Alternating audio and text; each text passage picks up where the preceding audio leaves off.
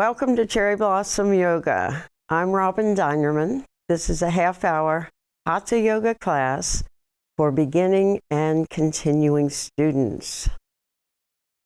We are going to go through a number of different movements, stretches, postures, which ordinarily, if I taught a class, I would spend some time repeating and repeating and repeating one particular move or one particular blend of postures. But what I wanted to do, my point today is that overall, you want to keep your joints moving, you want to stretch as much as possible, and you want to breathe as deeply as possible and release as much air as possible with each breath. I went to a new rheumatologist, and she had all my records of the past 10 years or 15 years from my doctor who had just retired. And after she went through my entire record and she asked me a lot of questions, she came up to me. I was seated on the table. And she had me push into her hands and pull and lift arms up and move in different ways. When she got to the point that she said, "Can you turn your head and look over your shoulder?" I almost started laughing because that's something that I make sure to do in probably almost every yoga class that I teach. And I've mentioned this before, by the time you're in your mid-30s, it's very difficult for most people to turn their heads. So I'm going to do it slowly, turning, not dropping the chin, and the eyes go to the corners, and inhaling back to center, and exhaling to the other side, eyes to the corners, and back to center. So I did that for her.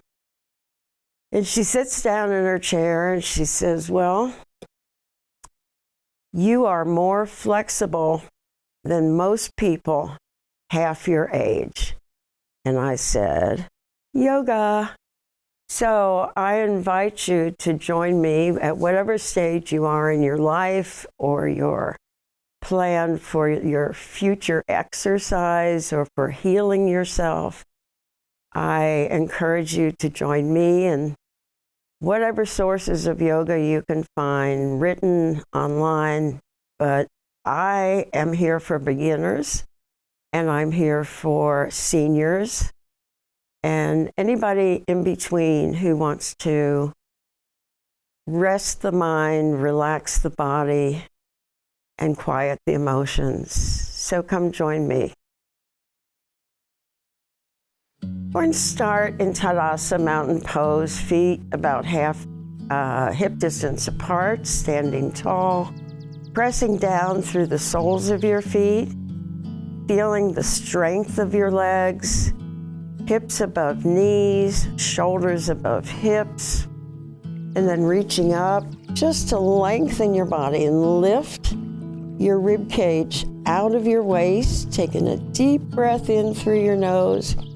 Now here I'm reaching up and I'm lifting the shoulders, lower the shoulders, and just make your arms long. You could send energy out of your fingertips, and you get that length. And lean a little bit to one side, looking straight ahead. And again, it's the energy you're sending out of your fingers, not lifting the shoulders. Inhale to center, exhale to the other side. And careful you don't drop your head as you do that. Keep it in place. And we're repeating on each side. There's your exhalation. Breathing into center, crossing center line, exhaling. And back to center and making big circles in front of you. And take your time. Remember, it's a deep in-breath And you're exhaling as you lower the arms, as you cross them, and as you come up, inhale. Exhale down. Inhale. And then we reverse the direction. Inhaling up, and as you cross, exhale down.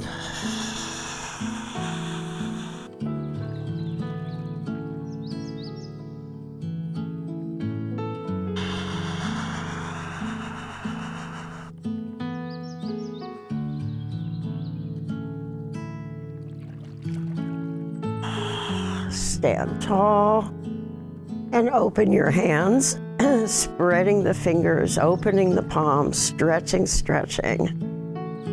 And then a soft fist with your thumb outside, and then a closed fist. And again, doing this softly, but I'm finding this helps the arthritis in my fingers, and opening and stretching, and closing, and then folding your thumbs. One more time.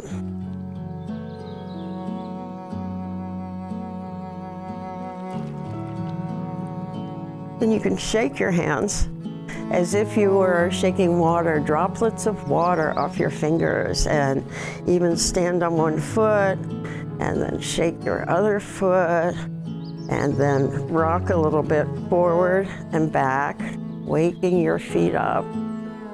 You're on your toes, you're on your heels. When you come forward, you can, if you can, lift the heels up and roll back and forth. So you're starting to move the ankles and the knees. And here we're going to come down with the feet a little bit wider than hip distance, or you can keep them hip distance apart. Fingers at the hip hinges. Now lengthen your back. So be careful you're not folding in. You want a long, long back, including your neck. And we'll do a standing cat stretch. Breathing in, the belly rounds. Breathing out, you pull the belly in. Firm the buttocks, tuck the tailbone in. Bring the jaw to the throat, the chin to the chest. And inhaling, dropping your seat a little more so that you're in chair position. And exhaling and arching.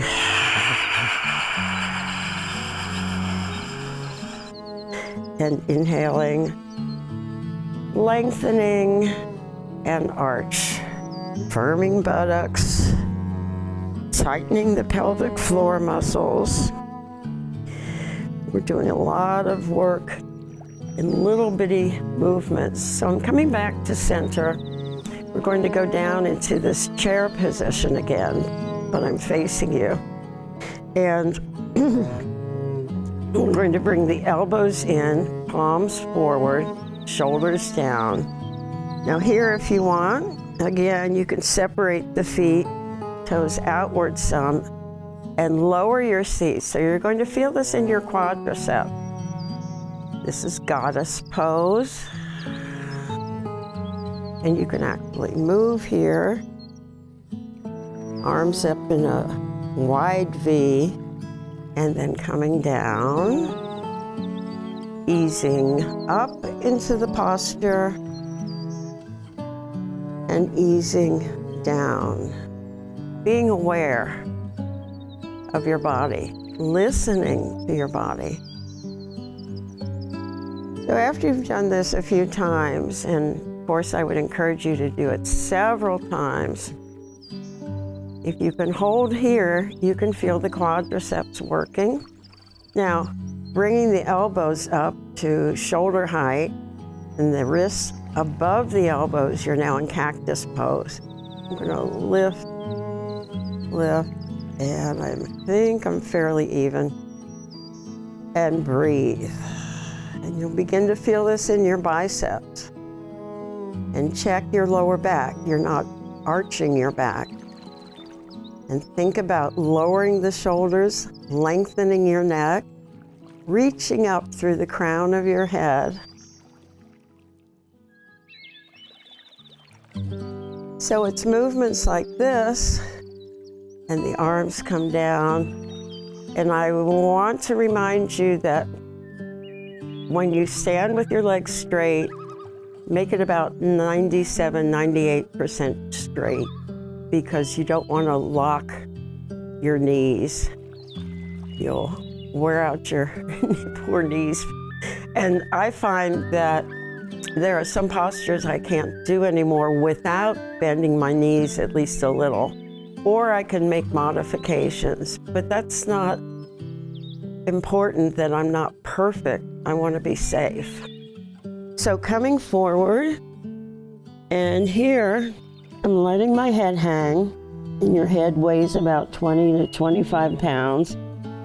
See if you can give it over to gravity. Now I still have my toes turned out. If it's more comfortable for you to have your feet forward, that's fine.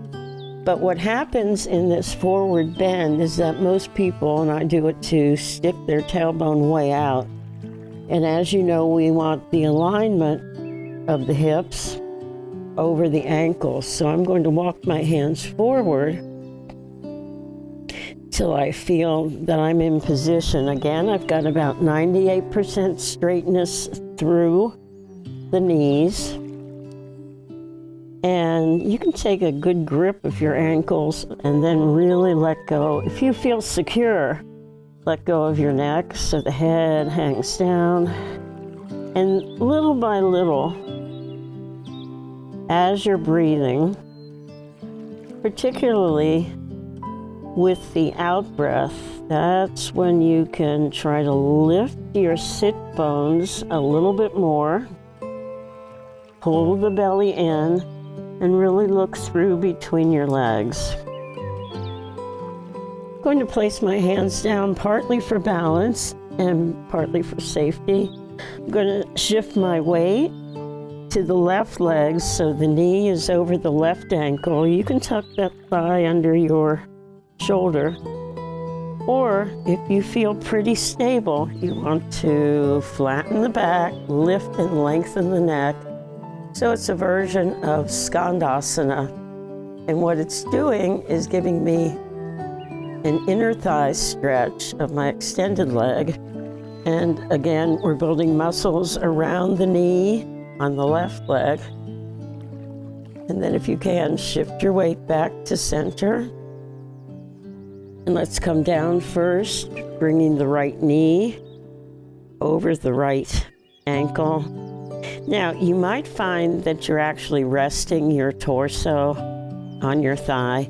You might want to lift up a bit, and you'll feel a difference in your leg supporting you. And again, the knee over the ankle.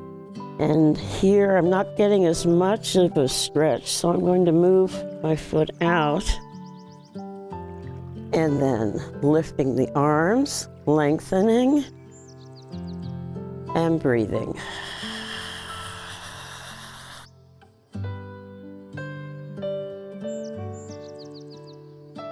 And I'll bring the hands down. I'm going to heel toe back into center. And then you can feel the bones move inside the hip joints. And coming up, we're not going to roll up anymore. We're going to pull the belly in, lift the arms out in T position, lengthen and lift the back of the neck. Visualize your spine as long, and then pressing both feet evenly into the floor. Begin firming the buttocks. Coming up to center, hands above your head. And I know most people will reach out like this, so see if you can bring them more in line with your cheeks. Now bending left knee, twist to the right, and back to center, bending right knee, twist to the left, And back to center. And when you practice this yourself, you can do many more twists, which are good because twists actually help energize you and warm you up. Twists are great. We're going to take a short pause from Cherry Blossom Yoga, and we'll be back in just a moment. We'll be on the floor. Hi, I'm Ryan Blaney, a third-generation race car driver, and we dedicate a lot of our time to going as fast as possible. My grandpa Lou is the reason why my dad and I started racing, and I'm really proud to follow in his tracks. But when my grandpa was diagnosed with Alzheimer's, it was a very unexpected bump in the road for us. I've learned a lot on this journey with my grandpa Lou, and the memories of my grandpa will always be with me. And in our family, we're used to getting involved, and I encourage you to do the same, especially when it comes to caring for your loved ones. When I think about Alzheimer's and the impact it had on my family, I recognize that losing a race isn't such a bad day after all. It's important to notice if older family members are acting differently, experiencing problems with their memory, or having trouble with routine tasks. Talking about Alzheimer's can be really tough, but if you notice something, have a conversation with your loved one. Encourage them to see a doctor or offer to go with them. Early detection of Alzheimer's can give your family time to explore support services, make a plan for the future, and access available treatments.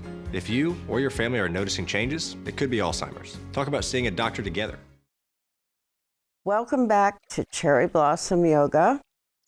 If you are able, come down to the floor. I am sitting on the folded part of a blanket to help elevate my hips. It helps me in forward moving postures. And if you're in a chair, do with it you can, or even the sofa. So don't feel you have to stop. And at minimum, please remember, if you can breathe, you can do yoga. The breathing's the key part, the essential part.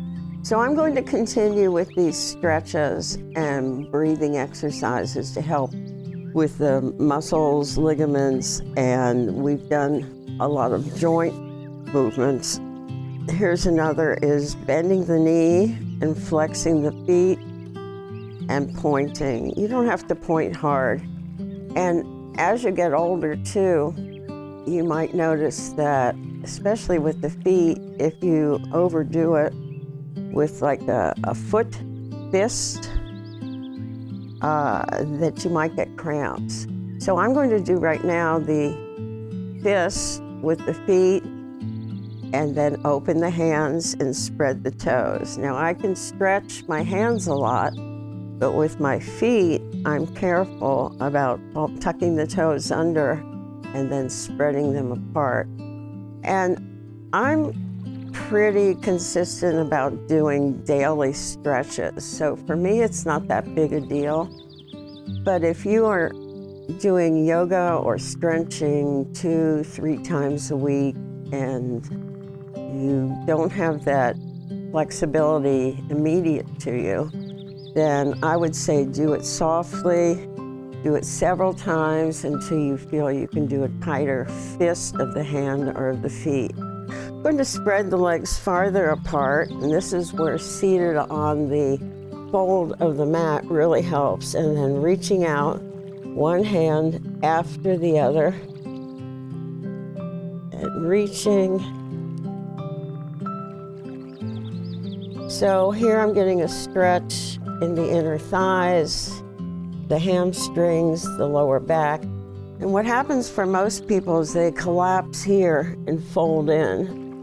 And you want to keep the breastbone lifted and think about keeping a space between the breastbone and the navel. So we're reaching and reaching and reaching. It's such a nice stretch. And then come over to one side. Now, what I feel is I'm leaning on my left leg, so my right hip, my right sit bone is coming up. I could put my hand here at the top of the thigh or right on the hip and press down. Kind of even out that stretch.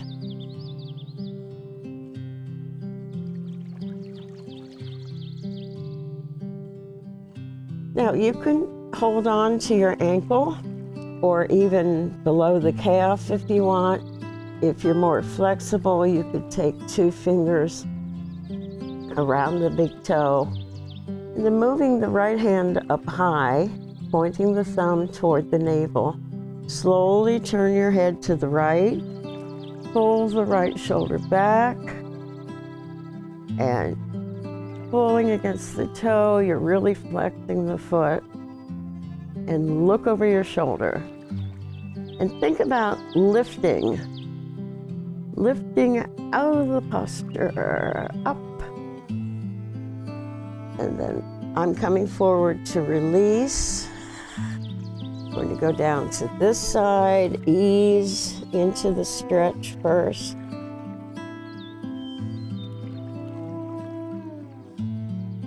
And I'm going to press down here.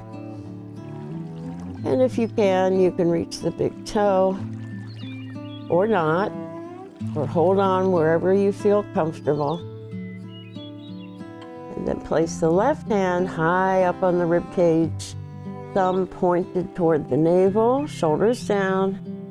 Turn your head left, lift, pull that left shoulder and elbow back, and look over the shoulder. And breathing.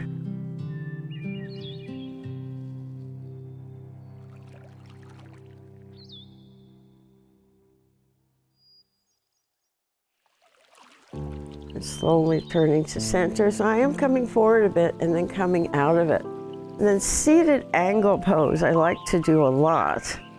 So I'm holding on above the ankle bones, right at the ankle, pressing the arms into the thighs and hinging forward right at the hip hinge. So you, again, careful you're not collapsing. You're coming forward. You're maybe looking at the space right beyond your toes and opening the inner thighs, the groin, and come up, knees together. You can hold on here and roll back onto your lower back and then roll up. So I can feel my sit bones. Everybody's built differently, but I'm way up high. And exhaling forward, holding on to the lower toes, pulling gently.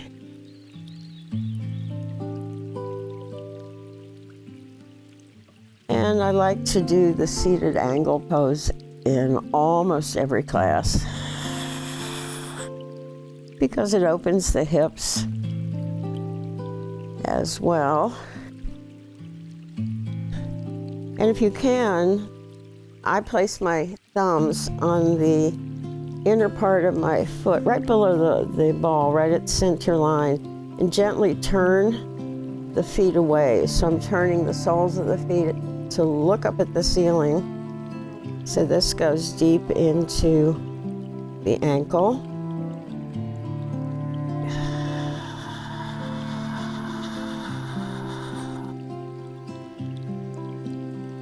And release. Pause for a moment in whatever position is comfortable for you. Hands in yoga mudra, thumb and index fingers touching for an energy seal. Pause and breathe.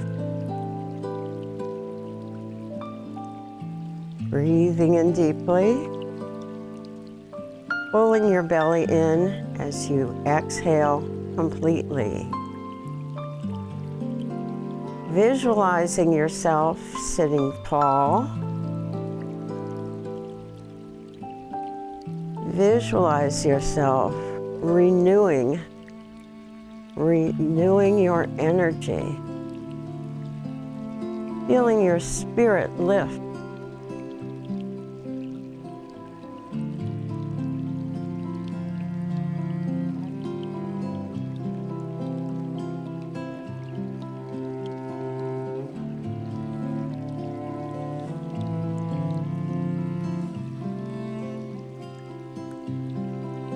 And and then come down to the floor on your back. And if you need to, spread your blanket.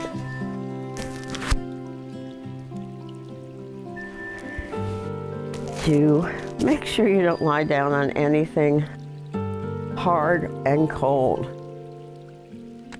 Now, very, very briefly, we're just going to do a tummy toner. Feet on the floor, roll onto your left hip. Drop your knees all the way to the floor. Inhale back to center. Crossing center line, exhale. Knees to the floor. Nice twist. Feels really good. And back to the center. And a little bit more challenging. Lift the arms up, keeping the focus at the tummy muscles. And when you practice this on your own, it becomes a moving meditation. And you might find yourself doing it several times without counting, because it really feels good in a lot of different ways. For the rest and relaxation, Shavasana, the corpse pose. Palms turned up, or place one hand on your navel and the other hand on top. Take a deep breath, arch your back, tuck the shoulder blades underneath. You'll feel the chest lift, open, and your breath will be effortless.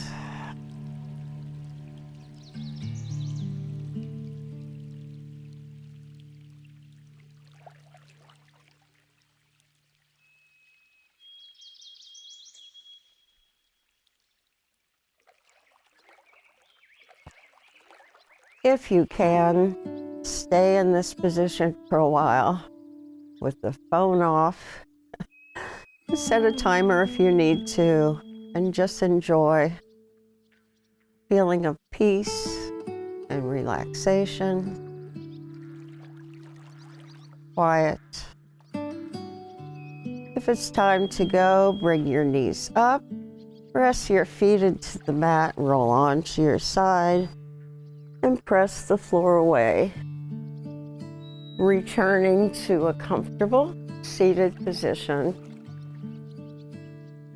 This is National Cherry Blossom Week, and I'm wearing a t-shirt from my friend and student, Helen Youth.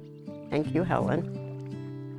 I wish you a wonderful spring, and I'll be back with you as soon as I can. I hope you're feeling wonderful, and you can carry that feeling with you into your day, into your week, and into your life. And if you really want to know how old I am, contact the station. Take care. Namaste.